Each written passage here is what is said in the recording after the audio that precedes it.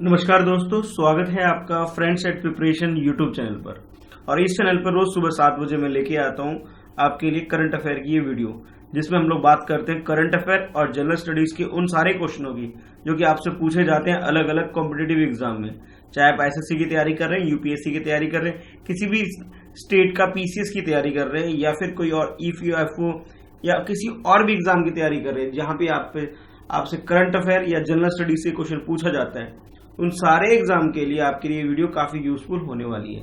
चलिए मेरे साथ बने रहिए और क्वेश्चन को मेरे साथ अटेम्प्ट करिए। अगर आप क्वेश्चन को सही आंसर दे रहे हैं, इट मीन्स आपकी प्रिपरेशन बहुत अच्छी चल रही है। कोई मिस्टेक हो रही है, कोई गलती हो रही है, इट मीन्स आपकी प्रिपरेशन में थोड़ी सी और रिवीजन की जरूरत है। तो एक्सप्लेनेशन को ध्यान से सुनिए और फिर उस हिसाब से अपने प्लान को रीशेड्यूल करिए। चलिए स्टार्ट करते हैं फिर आज का डिस्कशन। मेरा नाम कृष्णा है और आप मेरे साथ बने हुए हैं friends at preparation YouTube channel पर। तो क्वेश्चन ये है आपके लिए, कंसीडर द फॉलोइंग स्टेटमेंट। अभी कुछ स्टेटमेंट गिवन है आपके पास, 2 स्टेटमेंट गिवन है, उनके बेसिस पे आपको बताना है which of the statement given above are not correct, यानी कि गलत स्टेटमेंट आपको आइडेंटिफाई करना है। तो फर्स्ट स्टेटमेंट आपके पास ये, the line of actual control और बेटर नोन एज LAC, जिसे हम दूसरे नाम से भी बोल देते हैं LAC, is mutual accepted by the both China as well as India, यानी कि LAC जो है इसे इंडिया और चाइना ने एक्सेप्ट कर लिया है, ये बोला जा रहा है। सेकंड स्टेटमेंट आपके पास है, the eastern sector of India and China border witness the most number of Chinese transactions, कि जो ईस्टर्न सेक्टर जो है इंडिया और चाइना का जो ईस्टर्न सेक्टर है, वहां ही बोला जा रहा है सबसे ज्यादा विटनेस किया गया है, most number of Chinese transaction ये ऑब्जर्व किया गया है, ये बोला जा रहा है। तो आपको सही ही नहीं बल्कि गलत स्टेटमेंट आइडेंटिफाई करना है और उस हिसाब से आपको आंसर बताना है। तो ऑप्शन ए है आपके लिए 1 ओनली, यानी कि फर्स्ट स्टेटमेंट गलत है ओनली।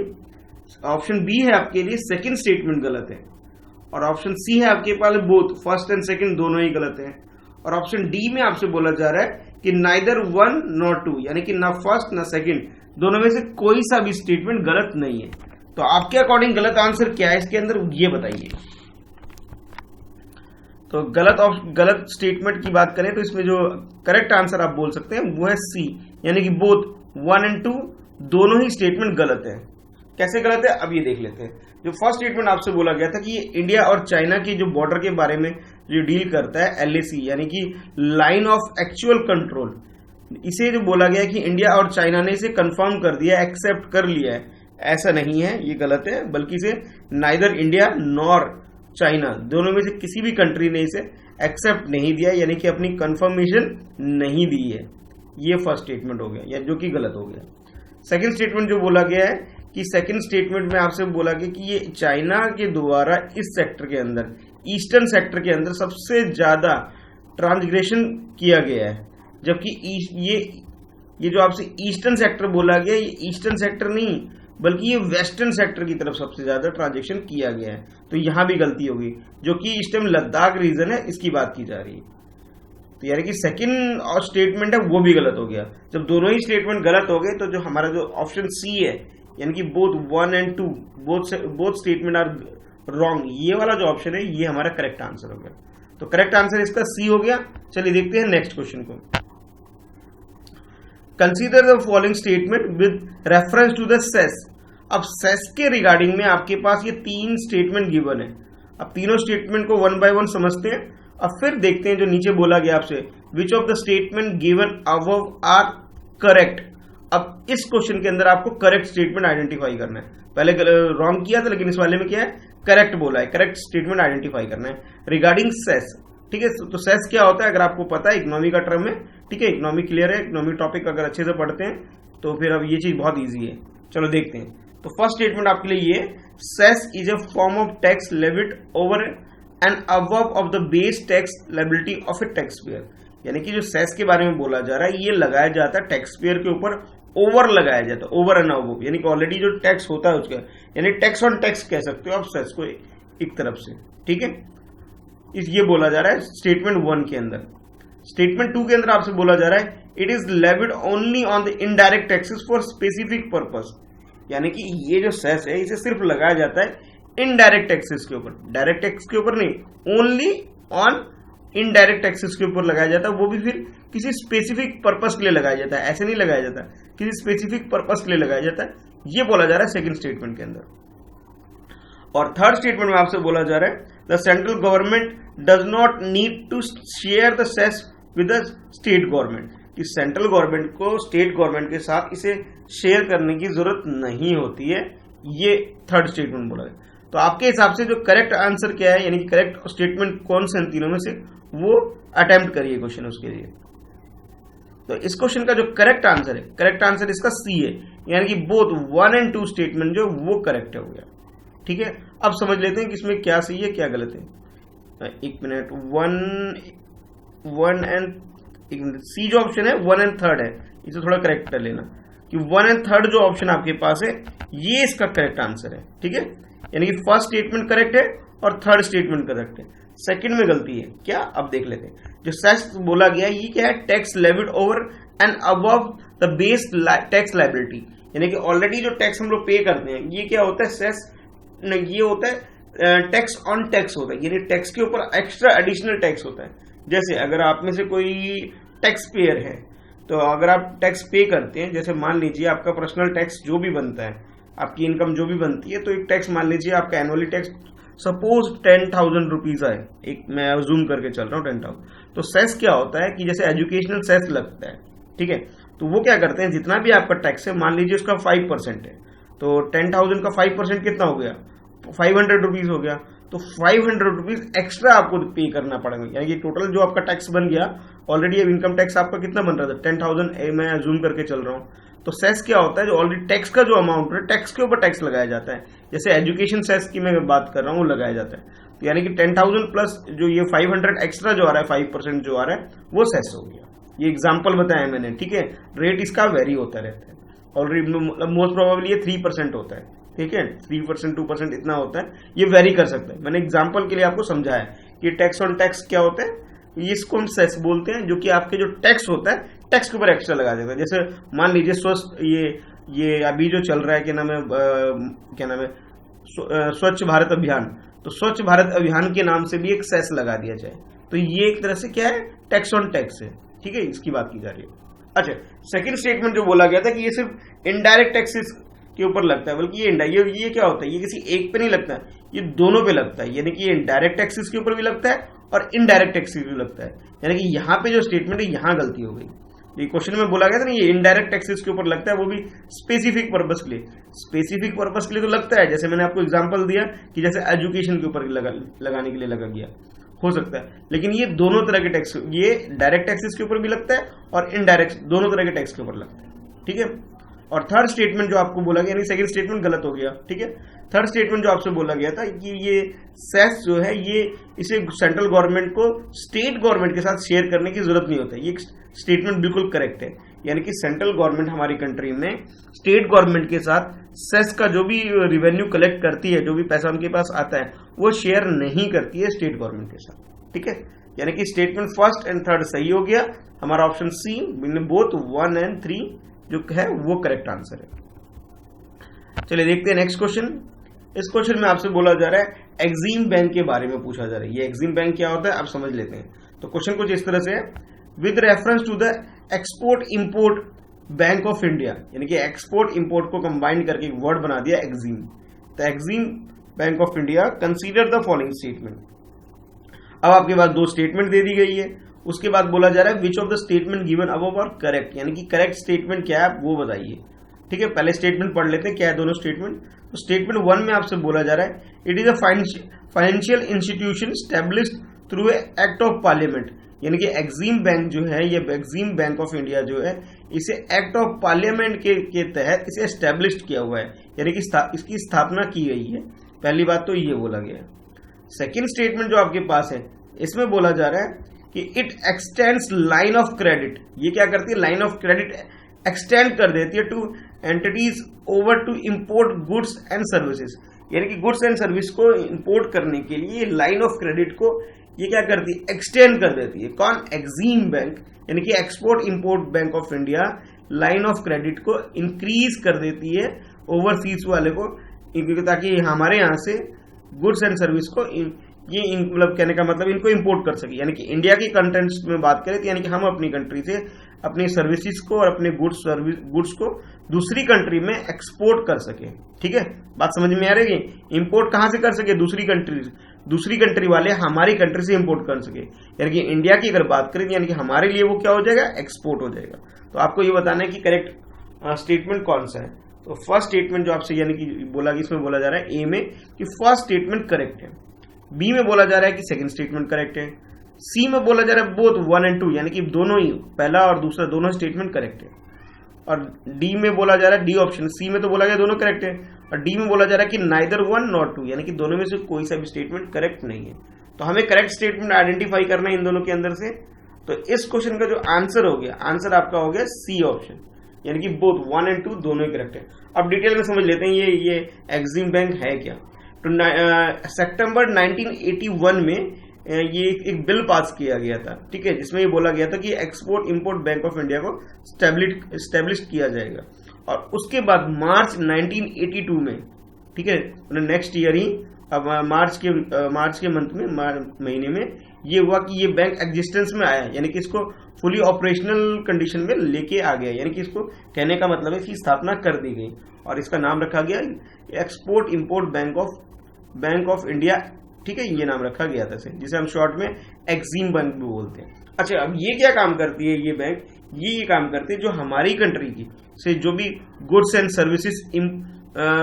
सर्विसेज या कुछ भी ऐसी चीजें हैं जो फॉरेनर कंट्री क्या करती है, इंपोर्ट करती है डेवलपमेंट वर्क के लिए, इंफ्रास्ट्रक्चर के लिए, किसी प्रोजेक्ट के लिए, कोई किसी इक्विपमेंट के लिए वगैरह वगैरह चीजों के लिए अगर गुड्स एंड सर्विस हमारी कंट्री इंडिया से इंपोर्ट करती है तो उनको ये बैंक क्या करती है, लाइन ऑफ क्रेडिट देती है। ठीक है, यानी कि overseas financial regional development bank को ये क्या करती है, ये हमारी कंट्री से इसे क्या देती है, लाइन ऑफ क्रेडिट देती है। अब लाइन ऑफ क्रेडिट का मतलब ये है कि उन्हें कुछ एक्स्ट्रा इंपोर्ट करने की कुछ फैसिलिटीज देती है, कि जैसे मान लीजिए हमारे यहाँ इंजीनियर बहुत अच्छे हैं तो वो क्या करती है, जैसे कोई इंजीनियर्स के लिए को हायर करना चाहते हैं तो हायर करने के लिए उनको फाइनेंशियल सपोर्ट करना, कुछ इस तरह के काम ये करती है। आई होप क्लियर हो गया होगा टॉपिक क्या है इसके अंदर। तो इसमें जो सी में बोला जा रहा है कि बोथ फर्स्ट एंड सेकंड दोनों ही स्टेटमेंट करेक्ट है। चलिए देखते हैं नेक्स्ट क्वेश्चन। इस क्वेश्चन में आपसे बोला जा रहा है ये ओपन स्काई ट्रीटी क्या है, उसके रिगार्डिंग में आपसे क्वेश्चन पूछा जा रहा है।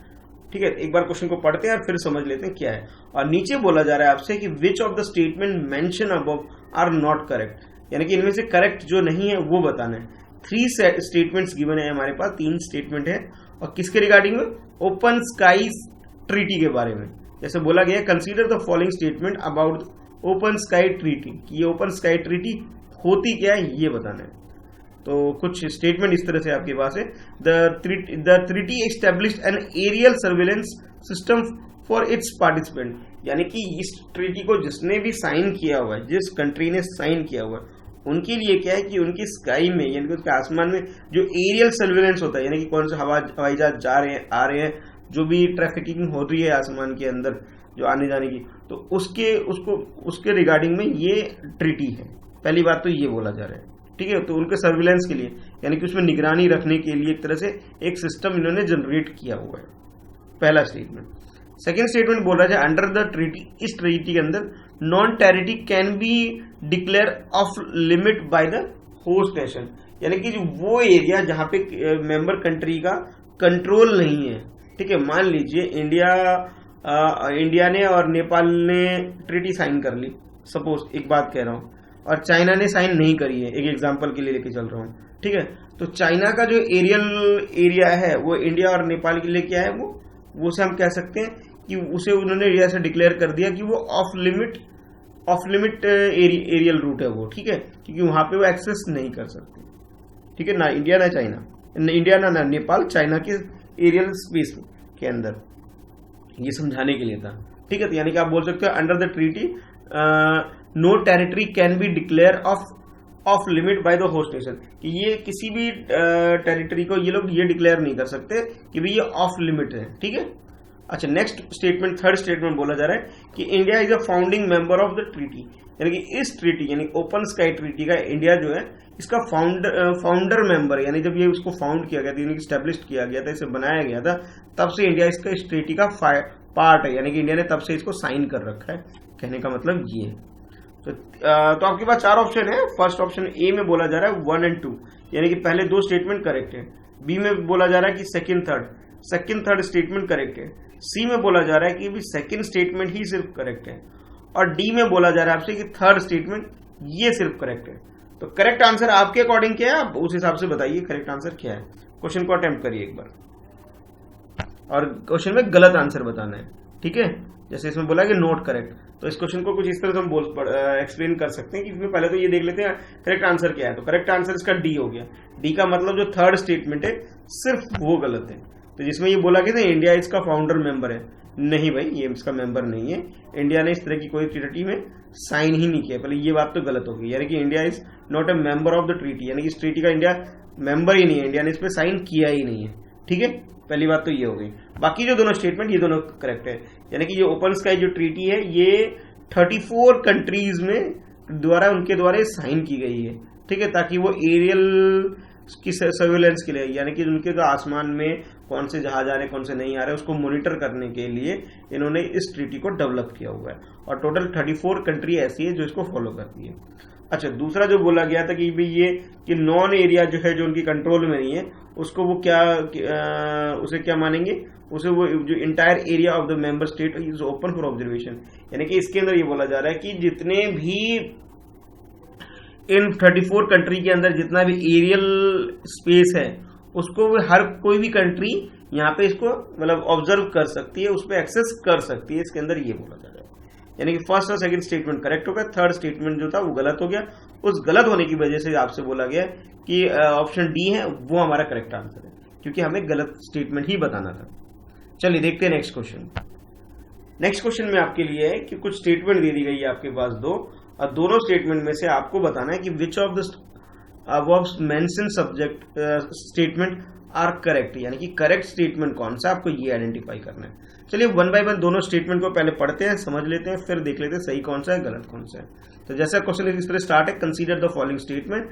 तो जो फर्स्ट स्टेटमेंट आपके लिए, antigens is a foreign substance which induce A immune response in body, यानी कि एंटीजन के बारे में बात की जा रही है कि ये क्या होती है, एक तरह से फॉरेन सब्सटेंस है, यानी कि विदेशी पदार्थ के लिए बाहर की चीजें हैं हमारी बॉडी के लिए जो हमारे इम्यून सिस्टम को रिस्पॉन्स के लिए तैयार करती है, ठीक है। पहला तो ये बोला जा रहा है, यानी कि एंटीजन क्या है, ये आउटसाइडर प्रोडक्ट चीजें थिंग्स हैं जो हमारे जो इम्यून सिस्टम है, हमारे अंदर की जो मतलब इम्यून सिस्टम जो हमारे शरीर के अंदर है, जो हमें बाकी बीमारियों से लड़ने की जो हमारी क्षमता प्रदान करता है, तो उसको रिस्पॉन्स करने के लिए एक तरह से पदार्थ है, ये बोला जा रहा है।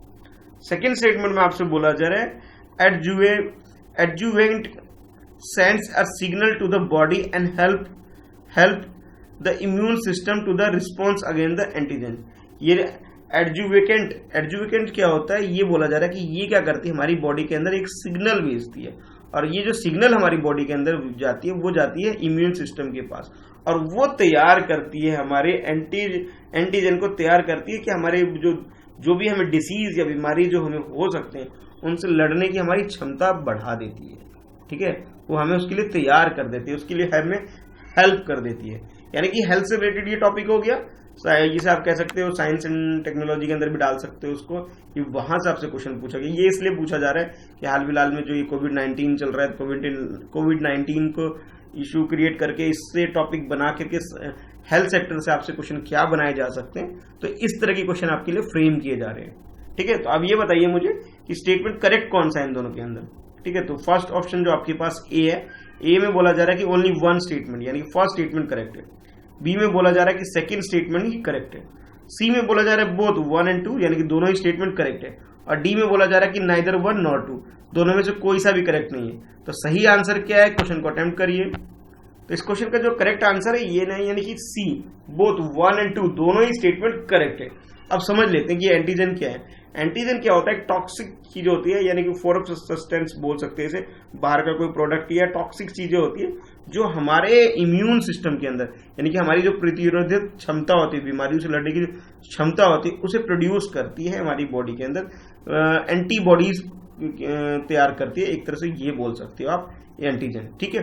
अच्छा, दूसरा जो आपसे बोला गया स्टेटमेंट कि भाई ये क्या करती है कि एडजुकेंट जो की बात की जा रही है, ये क्या करती है, एक तरह से सिग्नल्स भेजती है हमारी बॉडी के अंदर कि भाई ये जो चीज, कोई भी चीज ठीक है खराब है, तो हमारे जो मतलब कहने का मतलब है हमारे इम्यून सिस्टम को हेल्प करती है किसी भी डिसीज से, किसी भी बैक्टीरिया वगैरह या कोई भी बीमारी, वायरस वगैरह, कोई भी जो नेगेटिव इंपैक्ट हमारी बॉडी के अंदर डाल सकता है, उसके रिगार्डिंग में ये सिग्नल भेजती है इम्यून सिस्टम को, ताकि वो उससे फाइट कर सके और जो भी वायरस हमारी बॉडी के अंदर गया है उससे डील कर सके और हमें रिकवर करने में हेल्प कर सके। यानी कि दोनों ही स्टेटमेंट आपका करेक्ट हो गया। तो सही आंसर हमारा क्या होगा, सी, यानी कि both 1 and 2 both statements are correct. ठीक है। तो आज के लिए इस वीडियो में इतना ही है। आई होप आपको वीडियो पसंद आया होगा। वीडियो को लाइक करिए और अपने बाकी फ्रेंड्स में, जितने भी आपके फ्रेंड्स हैं, उसमें शेयर करिए इस वीडियो को। ठीक है, ताकि इसकी रीच ज्यादा से ज्यादा ज्यादा से ज्यादा तक लोगों तक मैं इस वीडियो के माध्यम से पहुंच सकूं। ठीक है। तो अपने स्कोर लिखना मत भूलिए। ठीक है। और अगर कोई डाउट से कुछ पूछना चाहते हैं तो जरूर बताइए। अच्छा, एक चीज मैं ये पूछना चाहूंगा आपसे, आपके लिए क्वेश्चन ये है, जैसे LAC है, इसी तरह LOC है। ठीक है। ये LAC या LOC में क्या डिफरेंस है, दोनों में डिफरेंस बताइए और किस किस कंट्री से ये एसोसिएटेड है। ठीक है। LAC क्या होता है और LOC क्या होता है, दोनों में क्या डिफरेंस है, कुछ सिमिलर जैसा टर्म लग रहा है, और किस चीज से ये रिलेटेड है, इसके बारे में थोड़ा सा डिटेल में पढ़ के थोड़ा सा कमेंट जरूर करना। मालूम है तो बहुत अच्छी बात है, नहीं मालूम है तो इस टॉपिक से थोड़ा सा पढ़ लीजिएगा, रिवाइज कर लीजिएगा। चलिए ठीक है, मिलते हैं फिर नेक्स्ट वीडियो में, नेक्स्ट लेक्चर में। अभी के लिए इतना ही है।